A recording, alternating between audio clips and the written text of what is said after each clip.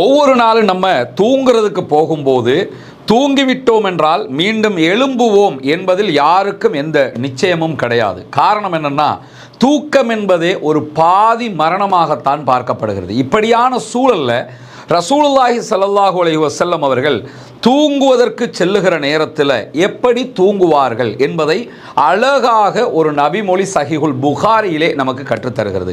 ரசூலுல்லாஹி ஸல்லல்லாஹு அலைஹி வஸல்லம் அவர்கள் தூங்குவதற்கு போனாங்கன்னா வலது கன்னத்தில் வலது கையை வைத்தவர்களாக தூங்குவார்கள். தூங்குகிற போது அல்லாஹும்ம பிஸ்மிக அமூத்து வாஹியா என்கிற ஒரு பிரார்த்தனையை ஓதிவிட்டுத்தான் தூங்குவார்கள் என்று குறித்த நபிமொழி நமக்கு அழகாக கற்றுத்தருகிறது. இறைவா, உன்னுடைய பெயரை சொல்லியே இறக்கிறேன், உன்னுடைய பெயரை சொல்லியே உயிர் வாழவும் செய்கிறேன் என்பது அந்த பிரார்த்தனையினுடைய பொருளாக இருக்கிறது. எனவே தூங்கச் சென்றோம் என்றால் அல்லாஹும்ம பிஸ்மிக அமூத்து வாஹியா என்கிற இந்த பிரார்த்தனையையும் நாம் ஓதிக்கொள்ள கடமைப்பட்டிருக்கிறோம். காரணம், தூக்கத்திலே கூட நாம் இறந்துவிடக் கூடும். நாம் இறப்பதும் மீண்டும் உயிர் பெற்று வருவதும் இறைவன் கையில் தான் இருக்கிறது என்பதை மிக அற்புதமாக இந்த பிரார்த்தனையும் நமக்கு உணர்த்துகிறது. இந்த பிரார்த்தனையையும் மனனமிட்டு இம்மையிலும் மறுமையிலும் வெற்றி பெறுவோமாக.